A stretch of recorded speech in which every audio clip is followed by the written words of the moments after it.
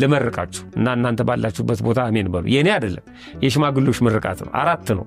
ሀብት ያለ ስስት ይስጥ ይላሉ። ዕውቀት ያለ ትዕቢት ይስጥ ይላሉ። ሽበት ያለ ቅሌት ይስጥ ይላሉ። መልክ ያለ ስስት ይስጥ ይላሉ። ሰው ሀብታም ሆኖ ስስታም ከሆነ ምን ያደርግለታል? ሀብቱ። እንደገና ደግሞ አዋቂ ሆኖ ትዕቢተኛ ከሆነ ምን ያደርግለታል? ሰይጣን ያውቃል ግን ትዕቢተኛ። ስለዚህ ዕውቀት ያለ ትዕቢት ይስጥ ይላሉ። የሚገርም ምርቃት ነው። 3ኛ ሽበት ደግሞ ሰው ሽበት የክብር ዘውድ ነው እና ሽበት መከበሪያ ነው። ግን ሰው ሽበት ኖሮት ወይም የሽበት አክሊል ደፍቶ ቅሌታም ከሆነስ እንዴት ይሆናል? ስለዚህ ሽበት ያለ ቅሌት ይስጥ ይላሉ። መልክ ደግሞ ያለ እብደት። ሰው መልከ መልካም ሆኖ እብድ ከሆነ መልኩን አይጠብቀውም።